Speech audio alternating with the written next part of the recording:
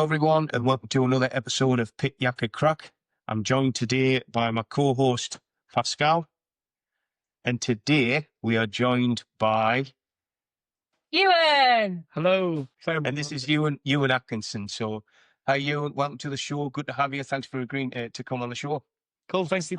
Thank you for having me. I'm really excited. I'm really excited. So do you want to tell us a little bit about yourself, Ewan? Who you are, what you do right now, and then we can go back a little bit, talk about the past. So Ewan, as beautifully introduced by my lovely hosts. So where I am right now in my life is I'm a student bandmaster in the army. So it's kind of like a 2-year course. And when you finish that course, you'll go out as a conductor for the military bands. So you'll conduct on maybe like the forecourt in Buckingham Palace. Yeah. So you conduct like any kind of piece of music. And at the moment, the army is trying to do like a bit more pop stuff to be a bit more like engaging. So currently, actually, one of my arrangements, I did an arrangement of Murder on the Dance Floor.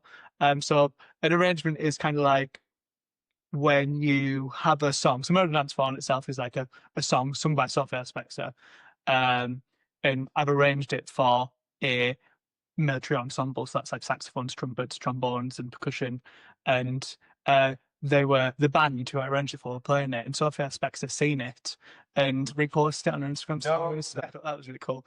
So we're trying to do a bit of that, and just do a bit of conducting and going out and just kind of, Where are you sharing that? You and I need to see that. Where am I sharing? Is it on Instagram? I'm not sharing it. How did she see it? So the band was playing it, and someone recorded the band playing it. And then I think they tagged Sophia Spexer in it, and Sophia Spexer. So if you want to see it, we can look on her social page. I think she just reposted it on a story, actually. So I don't know if that will still be there, but there'll be, I think, the Army Engagement Ensemble. So that's the primarily band that I do a lot of the arrangements for. Like I do a bit of Sprinter Carpenter for them, a bit of Chapel Row and stuff like that. But they'll post and they go around to those events and try and just engage with the wide community and like, come on, have a bit of a dance and a bit of a sing song. So I've been doing that as well. So basically it's a bit of that, bit of conducting, and just pretty much in a studying environment at the moment for another year, then out into the big wide world to bandmaster. Yeah. So, fantastic. And how did you get there then? Where did you start with the music? And so I think probably from the age of 13, I always wanted to do something musical. Right. But I couldn't really play piano really badly or guitar really badly. you could do guitar badly. That is true. Yeah, we could both do guitar really badly. And then I would do piano even worse. Yeah. Then eventually the school I was at was offering like music lessons, so I picked the saxophone. Because why do you not pick the saxophone? It's like the coolest one, and everyone knows it. Yeah. So I started playing that when I was 14, and I was really bad at that as well. And I also picked up the flute because I thought I might as well do another instrument really badly, and also the violin. Just never quite nail one of them. Never be an absolute jack of all trades. Love it. And then I was really bad until about I was like 17, and I had this one really inspirational music teacher, and she actually made me really good at the saxophone by doing like a lot of practice. So it was like kind of went from practicing, not having very like not being very inspired to then being really inspired, and then actually it was like, all right, cool, I can actually do something with this. And was that at sixth form? Like learning that, yeah. Yeah, so I basically scraped through like my music GCSE and the first year of like my music A level, massively scraped through that. And then this teacher came along and she was like, no, stop being crap and actually practice and be good. And then I eventually got good, and then I went to uni to study music there, just Southampton, which was really good because you got to kind of do like a vast variety of music things. Like you had the composition side, so like kind of the arranging, as mentioned earlier, the performance side, and actually it was classical saxophone which I started off with, which is like a massive niche, and I would never encourage anyone to listen to it, just because it's really weird. Because everyone thinks saxophone, they think like jazz or like pop songs, or like they think of people on boats with sunglasses and like people in tiaras and stuff. And that definitely isn't the classical saxophone scene. Yeah. So anyway, did that for 3 years, and my saxophone teacher was very American. She was like heavily American. They're very intense over there with all like their music. I don't know if you've seen any like the American marching band videos. Just have a look at Yeah. the mental. And she again made me really good at the saxophone. And then in my third year at university, I was trying to go abroad to America to actually study the saxophone more, some mental. And then I did a random like theatre gig, like amateur theatre gig of like Bugsy Malone. Oh my Do you know, God, like I love that. where like all the kids pretend to be gangsters and stuff. Yeah. Yeah. And the guy playing piano there was like, oh, I actually do cruise ships, and he's like a fixer, so he fixes the apps for cruise ships. And he was like, yeah, what are you doing? What are you doing in July? Doing a job? And I was like, yeah, okay. And he was like, you'll have to come to an audition first, though. And I was like, okay, cool. And the audition was in Pineapple Dance Studios, you know, in London. And it was really weird because there are primarily, obviously, that's a dance Yeah. place, and there were loads of dancers there. And I was they were all in like, you know, classic dancer attire, like kind of like leggings and like sports bras and stuff, ready to like strut the stuff. And that Amazing. I turned up in like, you know, some sort of like just normal. Were you not in a sports bra? Yeah, no. Unfortunately, I left them at home. I turned up in like jeans and a top, and they were lunging to get like the water to the water coolers, trying to fill it up. And I was a bit like, am I actually in the right place? Yeah. So I didn't know what I was expecting. I met the guy and just played some like, so it was like the guy who was there in Bugsy Malone and the his boss, and met them and pretty much just played a tiny bit for them, and we just went out for a pizza. So that was my first audition, and it was kind of like and he bought me the pizza as well. So, you know, it was a really successful audition. Yeah, definitely. It's a free, Free Good pizza. job, and Yeah, free pizza, yeah. So basically graduated, and a week later I went on to a cruise ship and did cruise ships for a few years, yeah, so. And what was that like then? Like you worked at night or like different shifts and stuff there, like playing the saxophone and entertaining people?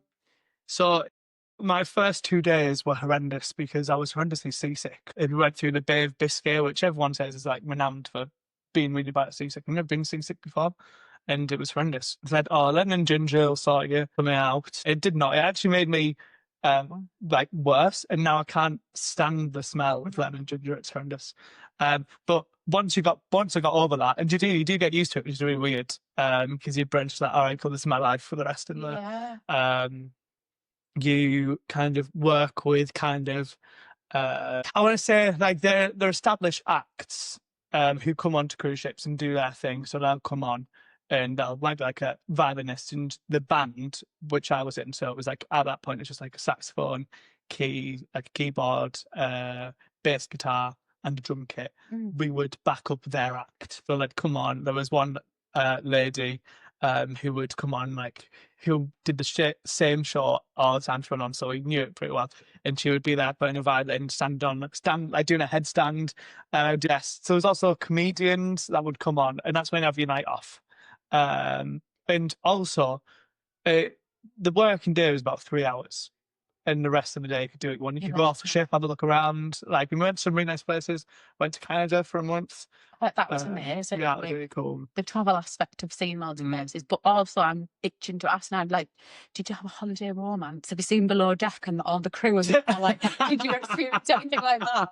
Yeah, it's rife on there. It really is. I can imagine. Because everyone's kind of like stuck with like a certain amount of people. So they had this thing called ship goggles. Whereas, like, you know, when you put on the ship, we're on the ship for a long time, you think, they're attractive. Yeah, they're attractive now, yeah. We have a similar thing in construction where you call it building site beauty. But I can definitely say both sides of like the gender spectrum got ship goggles. It was massive, which I benefited from massively. I like to think, because you know you're like stuck with people. For probably like 4 months, and you're going around to all these really nice places. You're doing a lot of partying because you're going to go out and like party in like Barcelona and stuff like that when you've got overnights. So how old are you then? Like, so I was just fresh out of uni, so I was 21. Yeah, and living your best life. Yeah, and I could get paid a lot as well for the bare minimum. And I started with a Saga, and then I have another audition to go join another cruise line, which is like Princess, which is a bit more like pop and a bit more like current. And I got stuff like South Africa and Australia and stuff. So, and Indonesia as well, actually. So that was kind of similar stuff. And we got to try a lot better food wise there. So we could go and eat with the passengers. We got to try a bit like the guests. I get probably guess that. It's like probably like you're in there, you just do your job and then you can just like kind of like float around. Yeah. It's like a hierarchy of cruises. So as you know, one cruise considered to be quite low and the entertainment's not that great, and you've got one of the top where it's real top draw entertainment and stuff like that.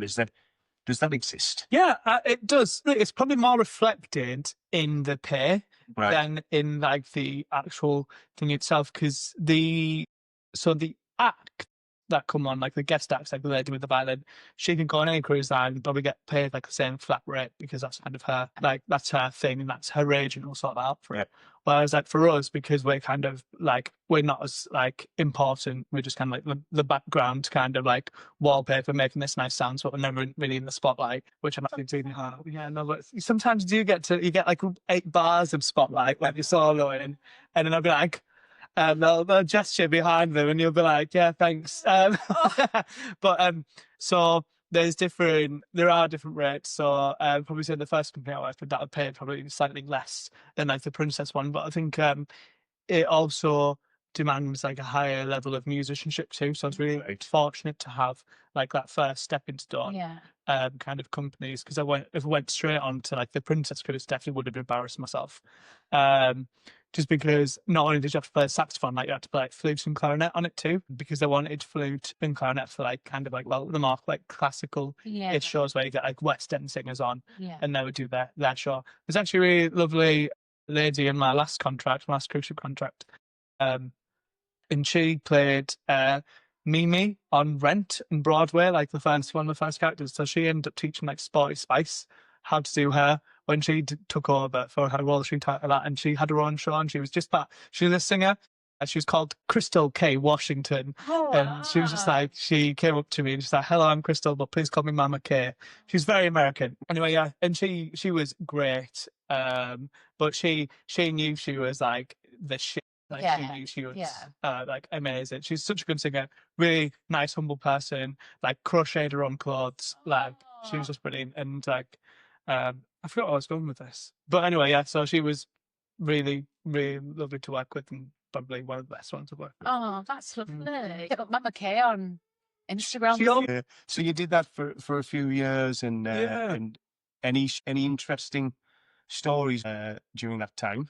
So I think probably the most interesting. Well, actually, went to Russia for a bit. That was really cool. Right. Before the war, they went to St. Petersburg. Yeah, it's really interesting because like the passengers on the ship, they can only go on the tour that they've to see like the Fabergé eggs or something, but the crew can get off. So that they're listening to the Wild Night in St. Petersburg, where you realise that everything's open 24 hours. Went to like a karaoke bar. It was all very Russian, like music, like pop music, but very Russian. I had no idea what was going on. But like we got there, like they know how to party. They had like a selection of meats on the table, like and like drinks and stuff. And that was, people just went and like ate meats and did karaoke. That was brilliant. Yeah. So that was really cool. And since everything was open for like 24 hours, I remember going into like a restaurant at like about 4 a.m. in the morning, getting like a massive like club sandwich and just like absolutely demolishing it. And then that's when I found out that I actually like club sandwiches. I'd probably say sandwiches are my favourite food. Really? You had to keep first. And then secondly, probably the actual more interesting one is that I was stuck on a cruise ship COVID was kicking off. So that was, I think, around about the 28th of January or 29th, 30th, around then, when I just kind of still like kind of new, I think. I'm not too sure if we had much COVID around in January in the UK. But they were just like literally scanning your heads if you had a fever or not, and they would let you off into Singapore. If you didn't have a fever, and that was pretty much it. That was pretty much well containing. So my company had that ship that weren't really famous for having like the first like cruise ship courses of cases of COVID, and I think they were stuck in Japan for like a fair amount of time because they had no idea how to manage it. which is obviously fair enough because it was It was all brand new, wasn't it? yeah, Nobody really knew how to manage it, did they? yeah, so it was mental, and then that didn't really become like a massive thing for us. It kind of like became more of a thing as the press for that cruise ship grew. So I remember we went to Madagascar and they were throwing stones at the cruise ship, like not letting people get off. Like we didn't have it, obviously. Yeah. Well, I'd say obviously we didn't have it, but we can prove to them that we didn't have it. Yeah. But obviously, since that's going wild in the press, then fair enough. They're like, absolutely not. And then same went to Mauritius as well. And they're like, absolutely not. You're not coming out. But I mean, everyone was, like I say, it was all brand new. Nobody really knew how to deal with it.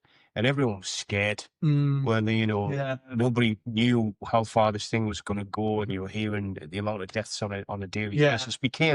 It became part of your daily routine was to listen to the news, which hadn't, people probably hadn't done for years, but it became back. And then the PM's press conferences that were, there were really people sitting on the edge of the seat waiting to hear from the PM and how we were going to hear and stuff. So it was all, people will have been scared, and it was such an unknown time, wasn't it?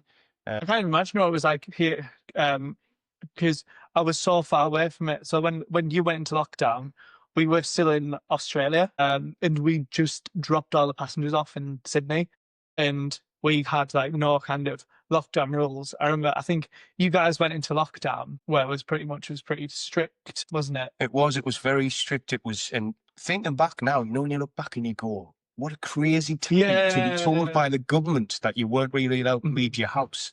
It was, I think they'd said something like you were allowed to go to open areas for some exercise. Like an hour. Yeah, for like an hour, and the police were stopping people in the street who didn't really have a reason to be out, so it was such a strange time, and like I say, when you live through it, it just becomes the norm. But actually looking back now and thinking of the toilet paper shortages and pasta became just, really sought after things. You couldn't get them. People, if you could get some, people going into shops and coming out with trolley folds of toilet paper and stuff, and that whole scaremongering there then created the issue because people would buy way more than they needed.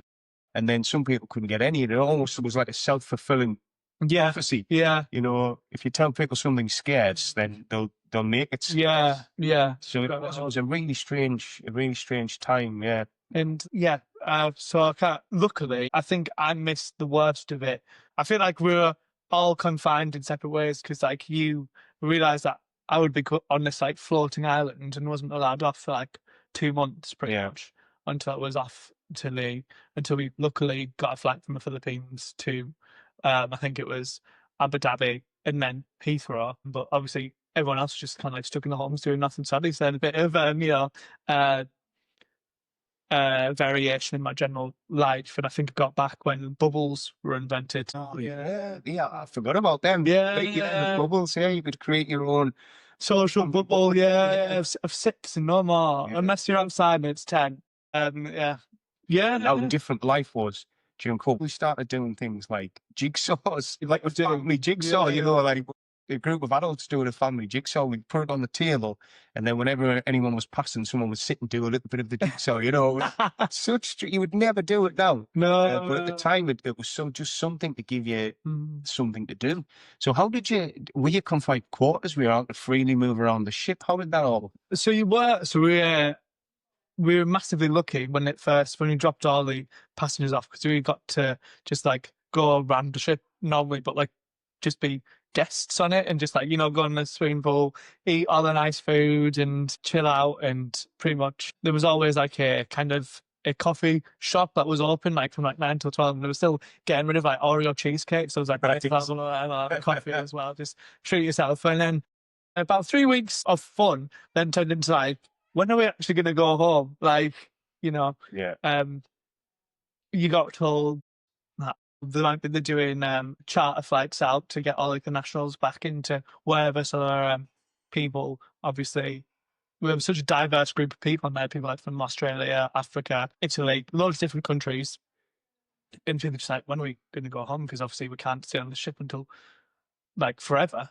And like, people were just like, we'll get you home. We don't know how, we don't know when, but we'll do it.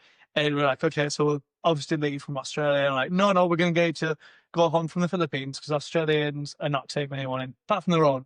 So all the Australians, they got to go back. But not the New Zealanders, actually. So the New Zealanders had to join, get back into Australia. So, and was that the problem? Was it with being stuck on the ship? It was that you couldn't, the countries weren't allowing you yeah, sort of back in. yeah. So like, because obviously cruise ships at that point were like festering pools of disease. Luckily ours wasn't. Yeah. So we still got to like enjoy life pretty much normally. Remember like my birthday's as mentioned in March, and it was literally just as you went to lockdown. I got to celebrate, like I think I was like 23 or something. And I remember just doing loads of karaoke, just having a really good time, being like, oh, thank God I'm not in the UK right now. Yeah. So that was like life as normal, and then eventually we had to kind of put social distancing in place. It's pretty much as like kind of like the food stopped being nice. That's when we had to put in like social distancing. So even though we hadn't been social distancing, we hadn't had new contact with anyone because no one knew I'd joined the ship. Yeah. The only way that I probably could have got COVID was from like the food supply drops. But even that I think was probably very unlikely. So we just pretty much had to introduce social distancing, which was really weird for us because we're like, how are we going to get it? Because there's no one new on board. And eventually, so we went to the Philippines and we were stuck in the Philippines, just like on the sea, we could see the coast, and we could see like about like maybe 20 of the ships just kind of all stranded there waiting for flights. And eventually it came like kind of like a Big Brother episode where you're waiting to get evicted. You'd hear like your mate from New Zealand, he's getting his charter flight home. Right, that's it. He's being voted off the ship. Just like, oh, hopefully I can get voted off soon. And then eventually, it was really horrible. They had a charter flight going from the Philippines to England, and there were two charter flights. One of them like the 17th of May, roughly, and one was like a week later. And so like the other half of the people got to go home before the other half, which I thought was really unfair. I remember saying, and there was some people who just like I think there was like 2 or 3 left, and just like from our like friendship group that just stayed, and the rest of us left, and I felt like really bad for them that they just had to be, because they were crying and they couldn't go, and we were like distraught, so we were just like leaving them to. Yeah. It was really, really emotional because obviously, and also we had literally hardly any signal to message anyone. We could pay like $40, I think, for like 600 megabytes of data. And that doesn't get you much. It doesn't even get like a Netflix episode or something. No. So we were probably doing puzzle. I think we actually played like a mass Monopoly session that just went on for ages and ages and ages. And that was probably what we did. So we probably had puzzles too, because I mean, which cruise ship doesn't have puzzles? Yes, it was really mental, and it's weird reflecting on it now because I haven't really thought about like kind of that side, like leaving those people not behind because they were coming anyway. They were coming a week later, but I think like it was really sad now to think back and look at that they're being left and they can't really do much about it. So eventually we got on. Did it put a strain on friendships? You're on the ship, although they're huge, it's still a confined space, and you're all together with the same people all of the time. Did it put a strain on friendships purely born out of frustration? Yeah, I definitely think massively.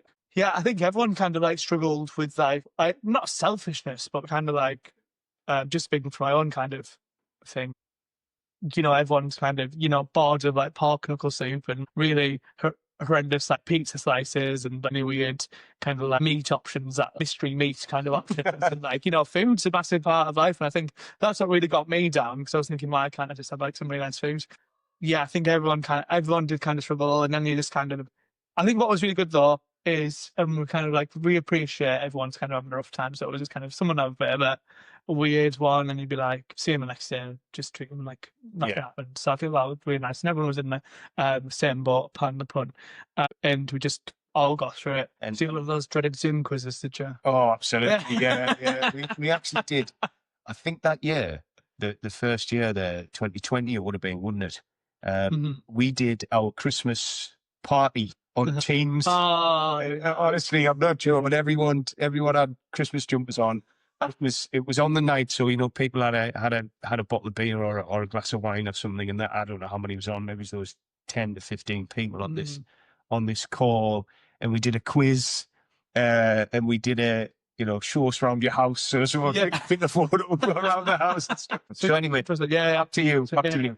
Yeah. So you get home. Get home on furlough as well, luckily. But I didn't even know I was going to get furlough, so that was a massive surprise. I was like, "Wow, brilliant! I can just, sit on my ass, drink loads of coffee, and just do nothing for ages." Then obviously everyone starts to get bored, don't they? Yeah. And I'm kind of thinking like, what can I do next? And luckily, I never throw anything out in my wallet.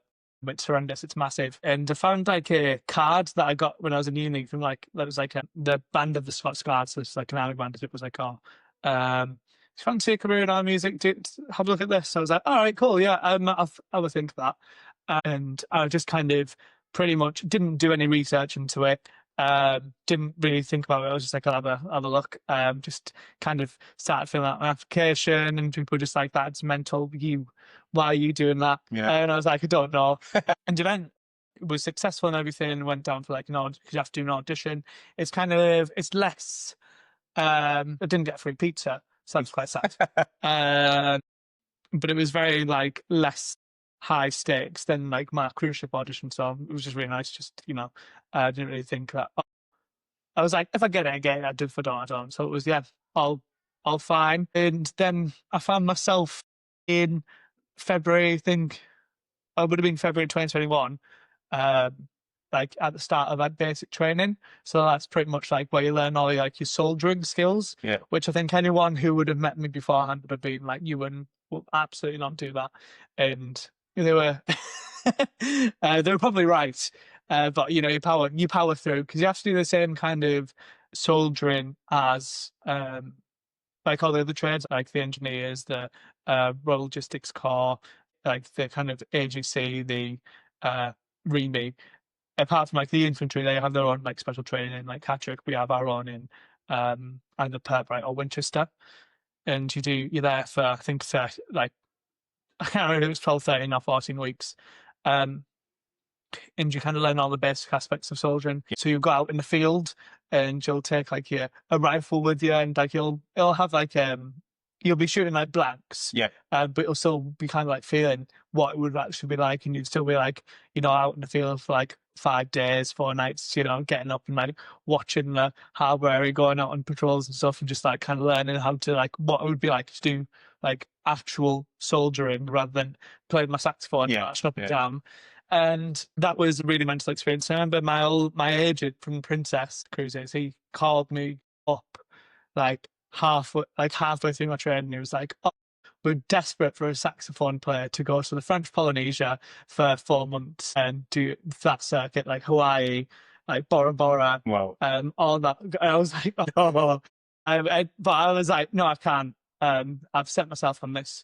That was kind of like where I was like, "Yeah, I'm definitely going to be doing this now." And it was really useful just because, when you're on cruise ships, you're there for like a contract amount of time. So you're there for like maybe, I think the longest I did was 7 months on a cruise ship. And you have like kind of like a 6-week break and you go back on to another cruise ship. But like normally the standard contract is 4 months. And you kind of miss loads of like life events. So I felt like having like a land-based job, at least if I really wanted to go to like that whatever life event that was, I could definitely go. So I was like, yeah, this is where I want to be, because it let me see everyone who I want to see more. So I was like, yeah, this is it. And then within the army kind of career as a whole, I've had some like really amazing opportunities. We luckily I kind of used my background in kind of like cruise ship performance and uni stuff to cultivate my career to where I wanted it to be. So I did some arrangements for her Majesty the Queen Camilla.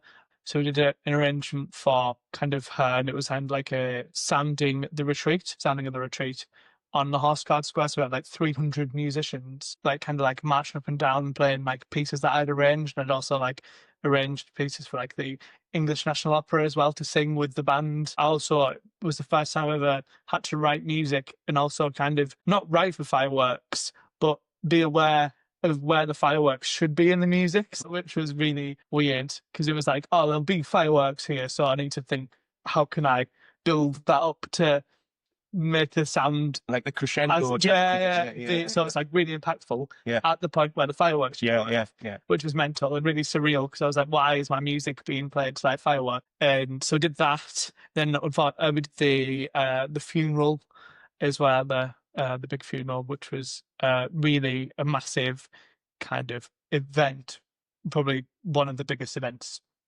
in anyone's career. Yeah, the Queen's funeral. Yeah. How did that come about, and do you get a call to say, by the way, I want you to be involved in this, or how does something like that happen? It's mental because you find out so I literally remember where I was. I was at a friend's house, and we're all in like the band that we're in at the moment. We were playing Mario Kart, and we nip out for food, and we come back in like the Queen's died, and like what? And so we had this kind of protocol in the army that he'd been practicing for since I was in, but probably even before that, because they had plans for the Queen's funeral since like the 1990s. Yeah. And so you'd get this kind of text from your chain of command being like, Queen's died, like, wait out. And so the Queen died on Thursday, I think, and I had a wedding that I was best man for, and kind of like master ceremonies for on that Saturday.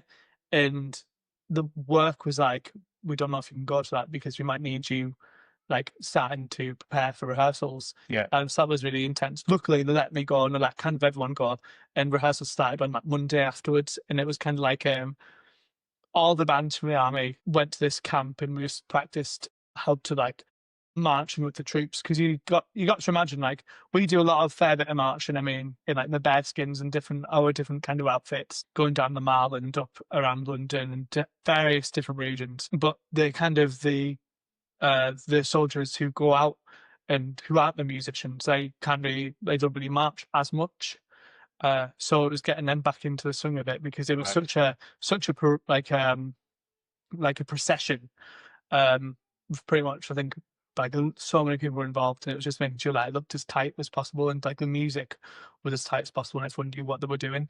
And so you do like overnight rehearsals. So like it means like you'll rehearse like from like 1 a.m. to like 6 a.m. and try like do the event as like a practice, and then you'll get ready for the event. Like I think it was like 3 days after, and do the actual thing, which was really, really like mental. It was like a massive experience. I think it will probably be like one of the biggest experiences in my life, because the history from that and just being there was mental. I bet, yeah. So you were in the procession, marching. I was in the band of Beatles with the Rifles at the time, so we were there with the Gurkhas band as well. And yeah, just being part of that was and being there when the main procession came through, that was really crazy. And then also we did the coronation, like I think that was a year later. So you do the same thing, and that was a bit more light-hearted. It was still serious, but you felt like you could have a bit more kind of like fun. Yeah. And like you weren't there for like a somber reason. So that was, for me, I think that was more enjoyable to definitely take part in. And the overnight rehearsal, that was absolute carnage. There were so many things, everything that could go wrong went wrong. Because you have to play, when you're playing music, you're playing from like music that's right in front of you. But if it's 2 a.m., it's still going to be dark. It's not going to be able to see the music. So handed out some like glow stick, but they're out of date. So like some people were snapping the glow sticks, and I kid you not, it was going in their eyes. So you're in the garden of Buckingham Palace, and people are like snapping glow sticks so they can see the music, and they're getting it in their eyes, so they're having to be left there to like get treated, seen to, and you're like, what's going on? Everyone's like going, look, for whatever reason, we didn't bring our glow sticks. We were supposed to, but we didn't. And I'm glad we didn't, because that just been a bit. And it was carnage. But like, you know, at like 2 a.m., 3 a.m. in the morning, when everyone's overtired, everything's just funny. And that was probably like one of my favorite. If you can ever have like a favorite like like overnight kind of stint, that definitely was it. It was really fun. And then the day itself was really good too. So what were you actually doing during that though? Yeah, just marching and playing your instruments. And so it was like a whole like the RAF, the Marines, the Army, all the bands were kind of involved and just playing music all at the same time. So they have like the drummers and the people on the bass drum, they would have earpieces in saying like with the click track to make sure that everyone's staying playing the exact same music. Because if you get like an effect where like if that doesn't happen, you get an effect where like this band spent slightly faster than the other band, it all sounds so they all had the exact same click track and they're all doing it and playing the exact same thing at the exact same time. So that was a massive operation. So I think that was the first time like all three kind of forces did that together and produced the goods on like a massively global scale. Yeah. So that was really cool to be part of. And all the bass drummers being that the fact that it was so like high pressure, they all got like really like they all got like a massive like commendation for it, because I wouldn't want to be doing that because it's like really you don't want to fail. Especially if it's being like televised everywhere. Yeah. Everyone's gonna be watching like the King's Coronation. So yeah, it was massive undertaking. Yeah. And do you get nervous? You know, like you're obviously the huge event, the Queen's funeral. Mm-hmm. Do you get nervous? Do you still get almost like stage fright at those big events? I think yes, but also because you're such like a small cog in a massive machine, I found that was easy for me not to get nervous because there was so much like you're there with. You've done the training. You just spent 10 days pretty much going through it again and again and again. And you're there with all like your mates and all the people who are looking out for you. Yeah. And you're looking out for everyone as well. You know, you're never gonna like being there and just walking down and just like the streets were so packed. Both went to funeral and to coronation. It was just both like immense moments that you'll remember and be like massively proud of. I think I probably get more nervous now. So I think I've like kind of like done what I did with the saxophone now. Kind of followed down another, as I'm saying, so I'm now a student bandmaster in the conducting route. And like you can do like large scale events like that, really like high pressure ones. But I remember we did like a Christmas concert in like a church, and I was just conducting like two pieces. So conducting's kind of like when you stood in front of the band, you just kind of like wave your arms, hoping that someone's looking at you. For the majority of the time, you aren't, but you just kind of there to just kind of like show them how fast should we go, and should be played like loud or like quiet. Yeah. You know what I mean?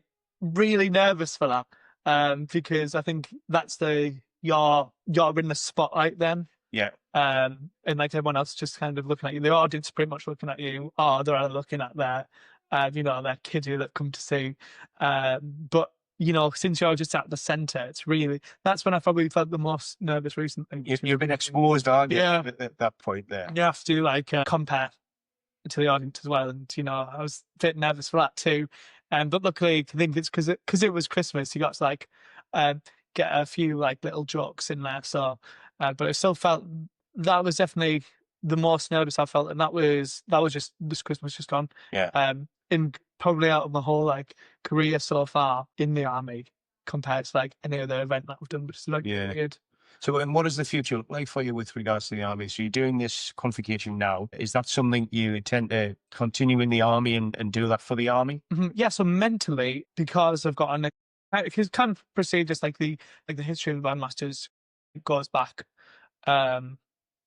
like as this kind of really like prestigious role that people like really want to become. Because it's just such a privilege to be in that role, to kind of like influence like people's careers and influence like the music they make, and just kind of try and have like some sort of like impact on their life. And also like it's a massive learning point for myself that go out throughout that. Some weirdly enough, like I've sat like you get offered the long contract as soon as you get on this course. So like I've now kind of said that I'll be in the army until 2045, which is like mental. But I definitely can see myself doing that because I think what I've got in front of me, I'm so very lucky to have. Like the army is like full of like ranks. I mean, obviously. So I leave as a staff sergeant there. You kind of like, it's kind of like a fast track promotion. 4 to 6 years, you'd be like a warrant officer class 2. Then another, you'd be warrant officer class 1. Then you kind of commission around there. So you'll become an officer, and then a director of music. So then you'd be solely in charge of whatever unit you have and whatever band you have, and just take that forward with you. And then, just see where that goes. But that's to kind of plan anyway. Just really want to, my kind of like ethos is that I really love music and just really want to have fun. I want to make like really good music with good musicians. Yeah. So I just really want to bring that forward and make sure that everyone has a good time while they're making good music. Have you thought of, at any point, have you thought maybe you'll do this and leave the army behind and move into City Street with obviously their transferable skills into the musical scene on there? And that it'd be interesting to see what I think like down the line when I'm ready to move into a new job. Like, cause obviously since I've gone into a leadership position, I've been recently delved into like communication, leadership, different like kind of like loads of boring books on that. Boring but interesting. Yeah. So I think it'd be really interesting to see like if we could get into that afterwards. But I mean, that's just an if. And I definitely want to do the music as long as I can because I think it's brilliant. I think it is really weird because I mean, if I didn't pick saxophone, maybe like my life would be like different now. So I've got one more question for you before we leave it, Ewan. So young Ewan, if he looks at you now, is that journey what you thought it would be, and where you've got to now in your life, is that a place you wanted to be? That's very, deep question. It is a deep question at the end. That's a great end to a podcast question as well. Actually, I think I've been like that.